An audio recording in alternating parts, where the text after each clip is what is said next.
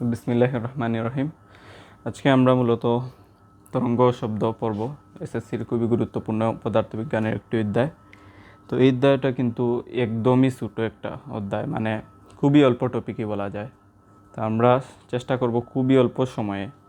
তুমি যদি এই ভিডিওটা দেখো, আশা করি কোনো দিনই মানে এদের উপর আর কোনো ক্লাস দেখার প্রয়োজন নেই, শুধু প্র্যাকটিস করলেই হবে। আমরা প্রথমে বেসিক কিছু শিখবো, 5-10 মিনিট বেসিক আলোচনা করার পরে সিকিউ সলভ করে অধ্যায়টা মনে করো 1 ঘন্টার ভিতরে সলভ করার চেষ্টা করবো। এই অধ্যায়টা সম্পূর্ণ ইনশাআল্লাহ তুমি ভালো করে ফিল করতে পারবা যে আসলে কী কী টপিক রয়েছে এখানে, বুঝে বুঝে পড়তে পারবা ইনশাআল্লাহ। ওকে, দেখো মূলত এই অধ্যায়ের নামই তরঙ্গ শব্দ, অর্থাৎ মূল আলোচনাই তরঙ্গ শব্দর উপর। তা আমরা যদি দেখি, প্রথমে আমরা লিখে রাখছি তরঙ্গ বেসিকে। তো তরঙ্গটা কী, বা তুমি একবার বুঝো। তরঙ্গ হচ্ছে এমন এক পর্যায়বৃত্ত আন্দোলন যা একটা জড় মাধ্যমকে কম্পিত করে শক্তি এক স্থান থেকে আরেক স্থানে নিয়ে যায়। সহজ ভাষায় যদি আমরা বুঝাই, ধরো একটা পুকুরে তুমি ডিল মারলা, তো এখানেও কিন্তু একটা তরঙ্গর সৃষ্টি হয় এইভাবে, পানির ঢেউ। এই তরঙ্গে তুমি দেখো জড় মাধ্যম হচ্ছে পানি, অর্থাৎ পানিকে সে কম্পিত করতেছে, পানিতে সে পর্যায়বৃত্ত আন্দোলন করতেছে।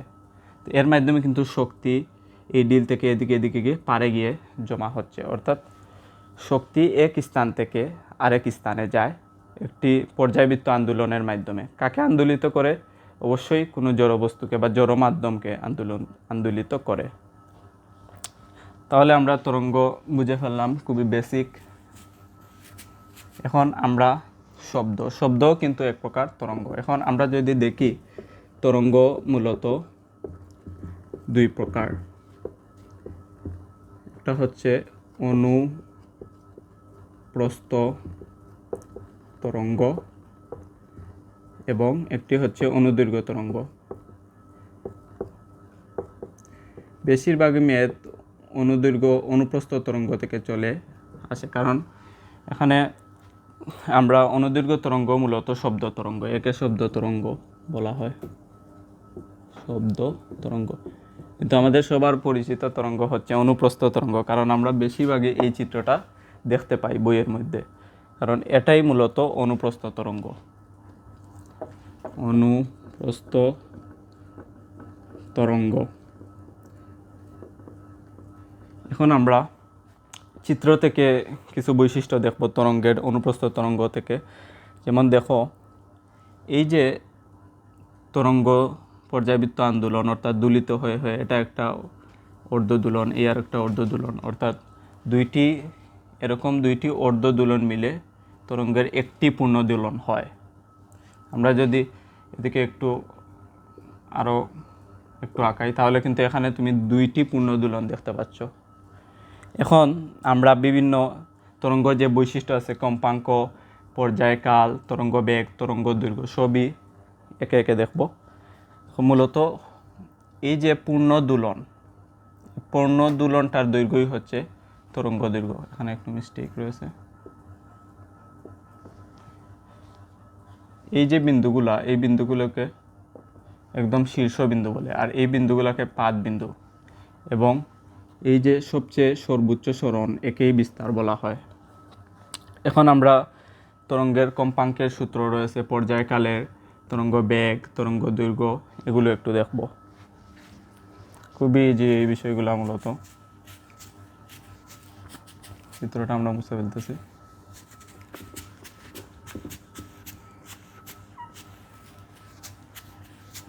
দেখো, আমরা কম্পাঙ্ক বোঝার আগে প্রথমে পর্যায়কালটা বুঝবো। পর্যায়কালটা আছে কি, কাল দেখেই বুঝতে পারতেছো তুমি সময়, পর্যায়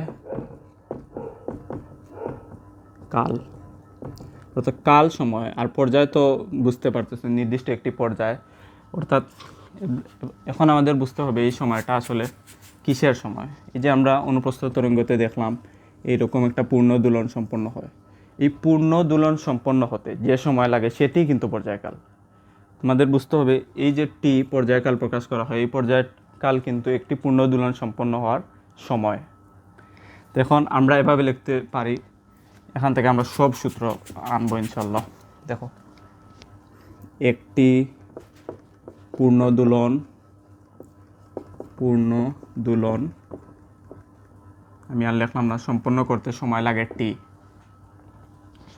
এখন টি তাহলে তুমি বুঝে ফেললা। এখন কম্পাঙ্ক কি?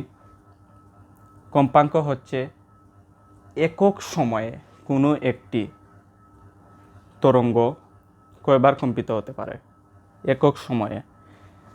আমরা যদি এই লাইনটিকে একটু রিভার্স কনসেপ্টে লিখি, অর্থাৎ একটি পূর্ণ দোলন সম্পন্ন করতে টি সময় লাগে, অর্থাৎ এইভাবে বলা যায় টি সময়ে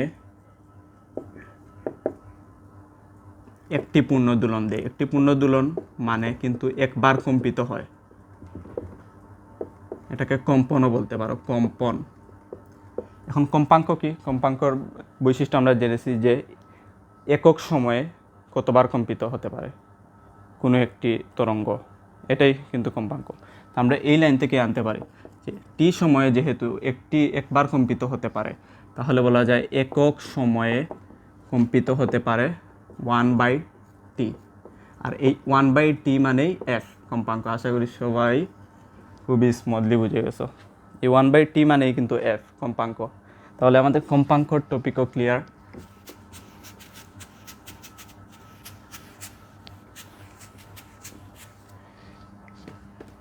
এখন আমরা তরঙ্গ বেগ দেখেই বুঝতে পারতেছো। সাধারণত নর্মাল বেগ কি, মানে একক সময়ে কতটুক দূরত্ব যায়।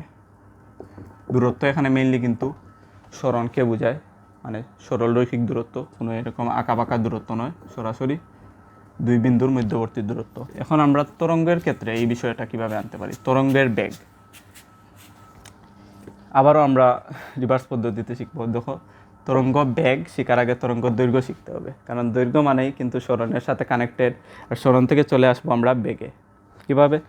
দেখো, তরঙ্গ দৈর্ঘ্য হচ্ছে একটি পূর্ণ দোলনের ফলে অতিক্রান্ত দূরত্ব, সেইটাই কিন্তু তরঙ্গ দৈর্ঘ্য। অর্থাৎ একটি পূর্ণ দোলনে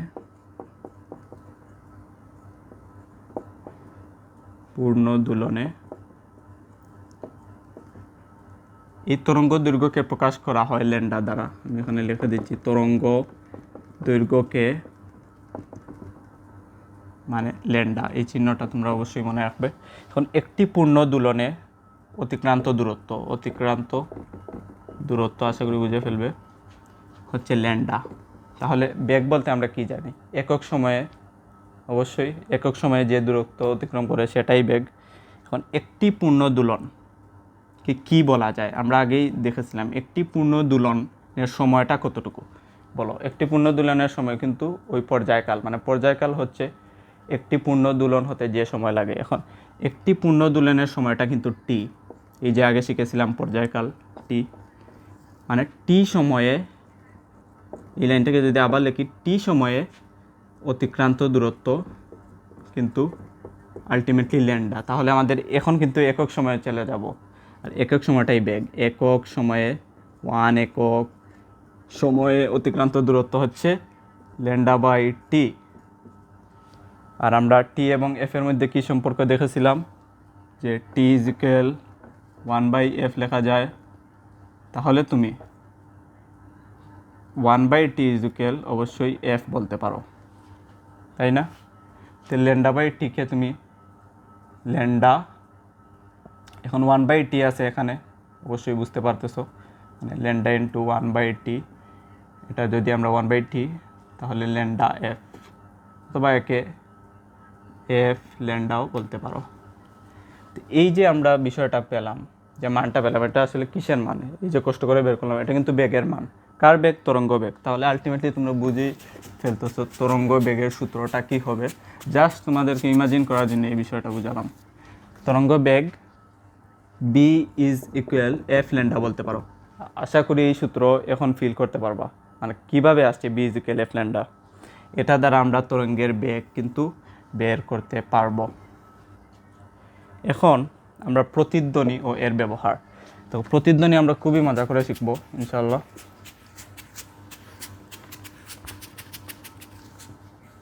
দেখো, প্রতিধ্বনি জিনিসটা কি? ধরো আমি একটা চিত্র আঁকি, এখানে একটা পাহাড়, কি দাঁতের মতো হয়ে গেছে না, সমস্যা নেই, আবার রাখতেছি। ধরো এই একটা পাহাড়, এখন আশা করি হয়েছে। এখন এখান থেকে একজন ব্যক্তি, ধরো সে পাহাড়ের কাছে চলে এসেছে, পরীক্ষায় ফেল করার পর তার ভালো লাগতেছে না কিছু একটা, এখন সে এইভাবে আছে। এখন সে খুব জোরে চিৎকার দিতেছে, যেহেতু পরীক্ষায় ফেল করেছে তো পাহাড়ের সামনে এসে চিৎকার দেবে। এখন এই চিৎকারটা কিন্তু যখন সে উৎপন্ন করলো আওয়াজটা, তখন সে একবার শুনতে পারবে, কারণ তুমি স্বাভাবিক তুমি নিজের কথা তো অবশ্যই শুনতে পারবা, অবশ্যই শুনতে পারবা। এখন এই আওয়াজটা কিন্তু চলে যাবে, এই পাহাড়ও শুনতে পারবে, মানে পাহাড়ে গিয়ে লাগবে, তারপর পাহাড়ে আঘাত পেয়ে এই আওয়াজটা আবার তার কানে আসবে। তাহলে সে কয়বার শব্দ শুনলো? 2বার, টু টাইমস,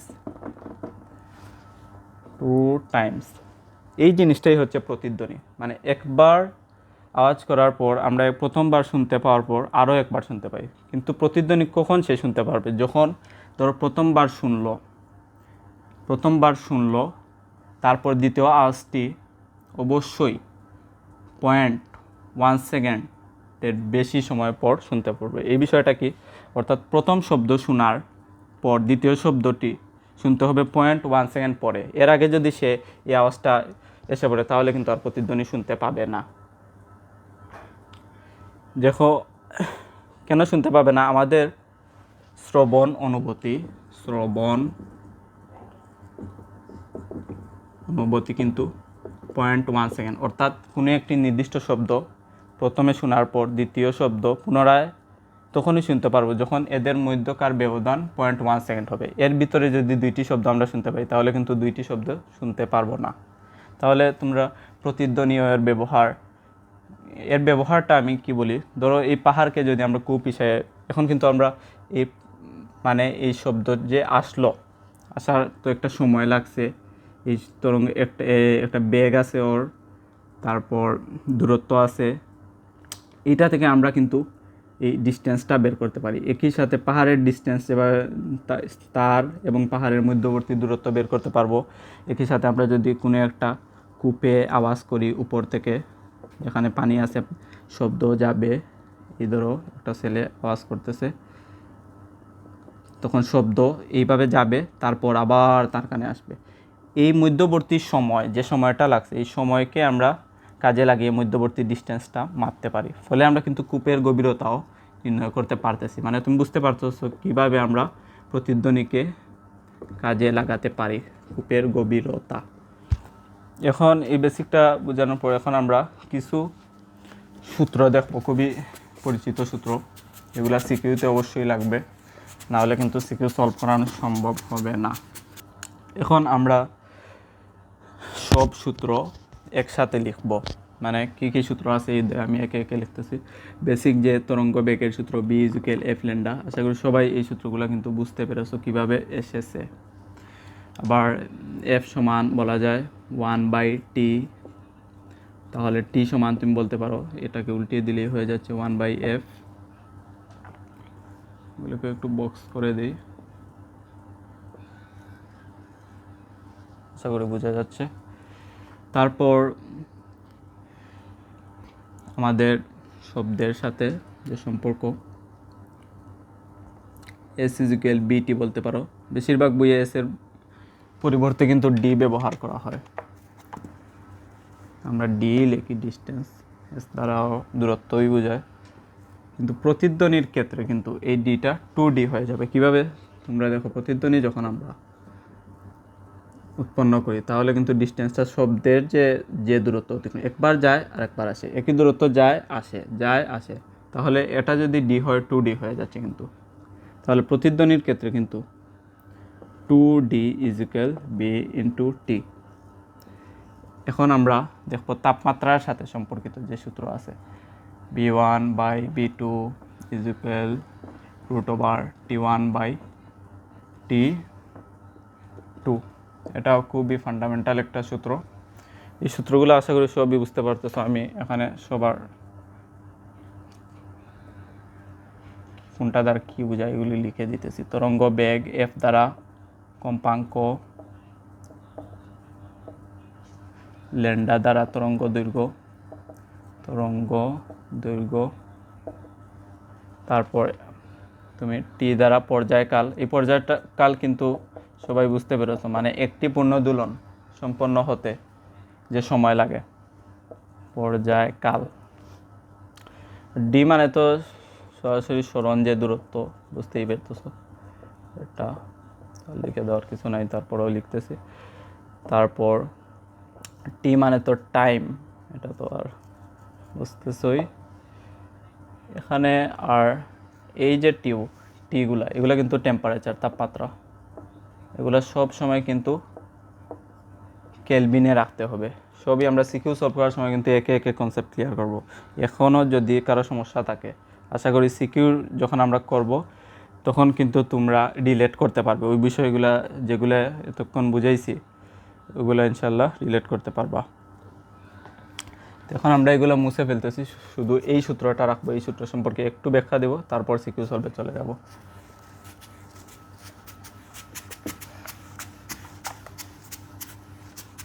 ক্লাসের ডিউরেশন একটু বেশি হতে পারে, কিন্তু তুমি জীবনেও আর এই অধ্যায়টার কোনো ক্লাস করতে হবে না, শুধু প্র্যাকটিস করলে ইনশাল্লাহ হয়ে যাবে। দেখো এই সূত্র থেকে আসলে কি বোঝা যায়? এই সূত্র থেকে বোঝা যাচ্ছে B1 proportional root over T1, B2 proportional root over T2। তার সম্পর্কে একই, মূলত তাপমাত্রা বাড়লে শব্দের বেগও বাড়ে, স্বাভাবিক। দেখো তাপমাত্রা বাড়লে শব্দের বেগ বেড়ে যায়, অর্থাৎ গ্রীষ্মকালে কিন্তু শব্দের বেগ বেশি থাকে। গ্রীষ্মকালে শব্দের বেগটা বেশি থাকে, এই বেশি চিহ্ন আমরা বেশি বোঝানোর জন্য এইভাবে এরও চিহ্নটা দিলাম। আর শীতকালে শব্দের বেগ কিন্তু কম থাকে, এটা ডাউন চিহ্ন দিলাম। এই সূত্রের মাধ্যমে তোমার দুটি ধরো বেগ B1 B2 দেওয়া থাকলো, T1 T2 বা তিনটা ডাটা দেওয়া থাকলো, তোমাকে চতুর্থ ডাটা কিন্তু বের করতে হবে। অথবা আমরা শব্দের ক্ষেত্রে তো B সমান জানি, একটা B সমান 330 M S inverse metre per second, অর্থাৎ শব্দের যে বেগ, বায়ুতে শব্দের বেগ, মানে এটা কিন্তু বায়ুতে শব্দের বেগ কিন্তু 330 মিটার পার সেকেন্ড। আর এটা অবশ্যই বায়ুতে একই সাথে 0 ডিগ্রি, বায়ুতে হতে হবে দুইটা কন্ডিশন, 0 ডিগ্রি তাপমাত্রায়। 0 ডিগ্রি মানে হচ্ছে 273 কেলভিন, এটা কিন্তু মাথায় রাখতে হবে। মানে আমরা এই ডাটাগুলি ব্যবহার করে অঙ্কগুলো কিন্তু করে ফেলতে পারবো। ওকে, মুছে দিতেছি। সিকিউ এখন যদি তোমরা কিছু নাও বুঝো, সিকিউ সলভ করার সময় কিন্তু সব বোঝা হয়ে যাবে ইনশাল্লাহ।